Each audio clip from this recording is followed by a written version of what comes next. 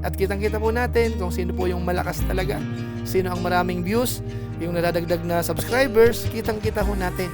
At talagang malakas na malakas po sila. Video views for the last 30 days ay umabot po ng 23 million. Ang laki na po niyan.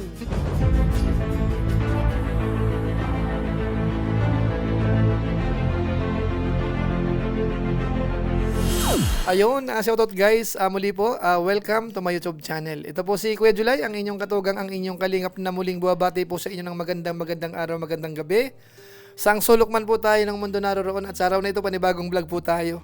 Dahil ngayon po ay February 15, 2026, meron po tayong channel review po. Ito po yung ating mid of the month review po sa mga charity vloggers po sa Pilipinas. Alamin po natin sino yung nagkaroon po ng pinakamaraming views, yung most viewed channel ho sa hanay ng mga charity vloggers.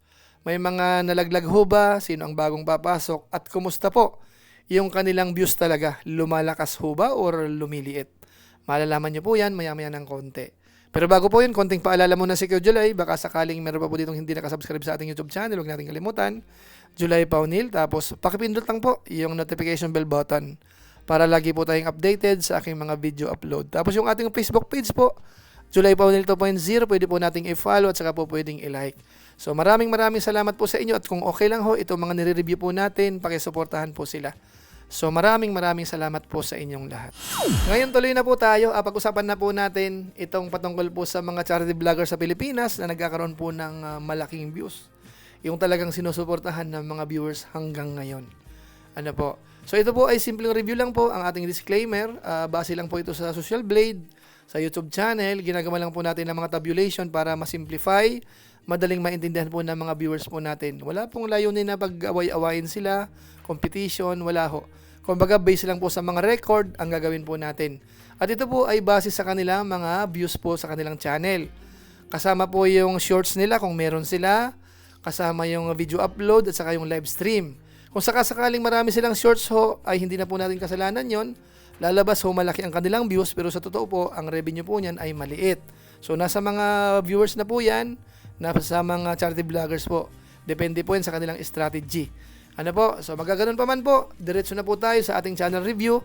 At unahin po muna natin, balikan yung dating ranking ho nung nakaraang buwan, January 2026. Ito po yung ating ranking nung nakaraang buwan, January 2026. Bali yung top 8 po natin, ang nanguna ay si Daddy Frankie, nagkaroon po siya ng 20.74 million views. Tapos pangalawa po si Pugong Biyahero, 20.37 million views. Konting difference lang po yan. Tapos yung pangatlo natin, si Kalingap Rab, 8.56 million views. Pang-apat, Pinoy in Equatorial, 7.88 million views. Pang-lima, Ruel of Malalag, 6.98 million views. Pang-anim, Bench TV, 4.72 million views. Pang-pito, Kalingap Tahanan, 3.94 million views. At yung pang-walo po natin ay si Marcos TV Channel, 3.93 million views. Yung nasa baba po ay si Lori Aquino Talita, Wildlife PH, si Tekram, Kuya Bal Santos Matubang.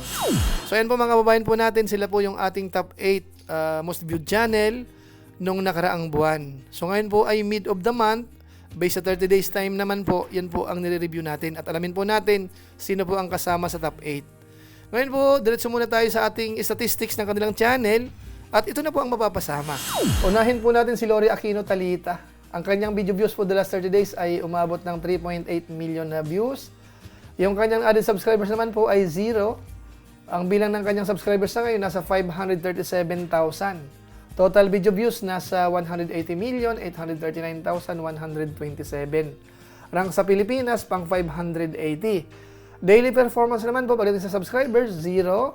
Pero pagdating po sa daily views medyo mataas po, 125,868. Nakakapag-upload po siya ng 6 isang araw at meron po siyang 179 for the last 30 days. At umabot po yan ng 3.77 million mahigit. Tapos sunod po natin si Kalingap Tahanan. Ang kanyang video views for the last 30 days ay umabot po ng 3.9 million. Added subscribers naman for the last 30 days ay nasa 3,000. Bilang ng subscribers na ngayon nasa 682,000. Total video views nasa 126,177,898. Rank sa Pilipinas pang 452. Daily performance, pagdating po sa bilang ng subscribers, meron po siyang 100 araw-araw. Daily views, 130,780. Nakakapag-upload po siya ng isa-isang araw. At meron po siyang 32 within 30 days time. At ang views po niyan umabot ng 3,923,413. At yung kanyang subscribers naman po ay umabot ng 3,000 for the last 30 days. Tapos sunod po natin si Marcos TV Channel. Ang kanyang video views for the last 30 days ay umabot po ng 4.5 million. Added subscribers for the last 30 days ay ang laki po, 40,000. Tapos yung kanyang bilang ng subscribers na ngayon ay nasa 499,000. So malapit na magkalahating milyon. Total video views nasa 81,253,462. Rank sa Pilipinas pang 615. Daily performance, pagdating po sa bilang ng subscribers, 1,300 araw-araw. Daily views, 151,666. Tapos nakakapag-upload po ng isa-isang araw at meron siyang 26 upload within 30 days time. At ang views po niyan umabot ng 4,549,978. Tapos yung kanyang subscribers ho ay merong 40,000 for the last 30 days. Tapos sunod po natin si Pinoy Equatorial. Ang kanyang video views for the last 30 days ay umabot po ng 5.5 million. Added subscribers po for the last 30 days ay 0. Bilang ng subscribers sa ngayon, 640,000. Total video views nasa 424,431,056. Rank sa Pilipinas, pang 485. Yung kanyang daily performance po, pagdating sa subscribers, 0. Daily views ho ay nasa 182,415. Nakakapag-upload po siya ng 6 isang araw. Umabot po yan ng 181 upload within 30 days time. At ang views po niyan ay nasa 5,472,435. Tapos sunod po natin si Kalingap Rab. Ang kanyang video views for the last 30 days ay umabot po ng 8.2 million. Added subscribers for the last 30 days ay nasa 10,000. Bilang ng subscribers na ngayon, nasa 3.65 million. Total video views, umabot na po ng 1,374,461,802. Rank sa Pilipinas, pang 67. Daily performance po, pagdating sa bilang ng subscribers, 333 araw-araw. Daily views, 272,447. Nakakapag-upload po siya ng, actually po, less than 1. Kasi po yung kanyang 30 days time, ay 8 lang po ang kanyang na-upload. So more or less 0.25 o kaya 0.27 lang po ang kanyang daily upload lumalabas. Ang kanyang views po ay umabot ng 8,173,412 at meron siyang 10,000 subscribers for the last 30 days. Tapos sunod po natin si Ruel of Malalag. Ang kanyang video views for the last 30 days ay umabot po ng 9.5 million.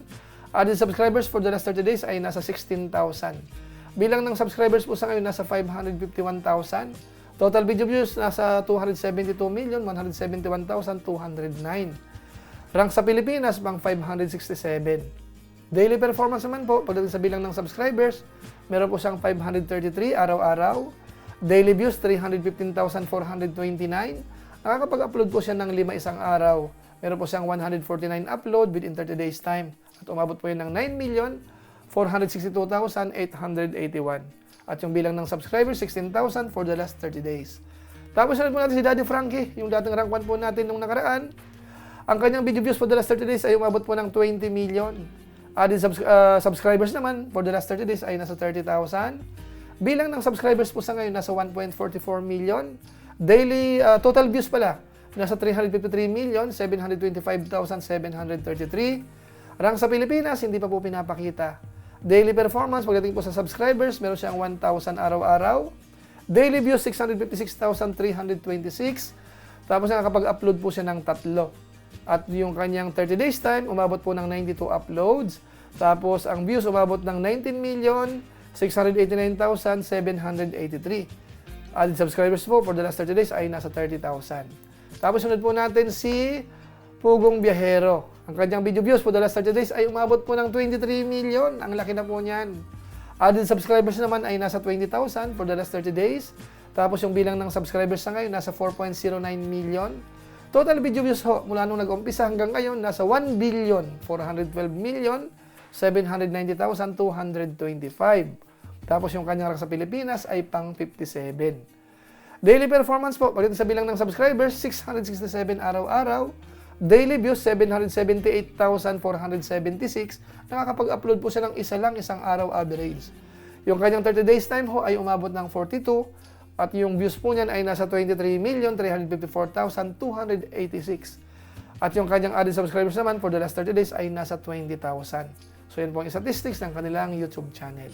So yan po mga kababayan po natin. Yun po yung statistics ng kanilang YouTube channel at kitang-kita po natin kung sino po yung malakas talaga, sino ang maraming views, yung nadadagdag na subscribers, kitang-kita po natin. At talagang malakas na malakas po sila. So mas lalo po nating maintindihan po yan kapag nakita nyo po yung ating tabulation. Ginawan po natin yan para maintindihan nyo po. Ito na po yung ating pinaka-ranking, pinaka-tabulation natin para sa ating top 8 most viewed channel as of February 15, 2026 for the last 30 days. Okay? Ang namumuna po dito ay si Pugong Biyahero na po. Meron po siyang 23 million views. Tapos pangalawa ay si Daddy Frankie, 20 million views. Pangatlo, Ruel of Malalag, 9.5 million views. Pang-apat, Kalingap Rab, 8.2 million views. Pang-lima natin, Pinoy in Equatorial, 5.5 million views. Pang-anim, Marcos TV Channel, 4.5 million views.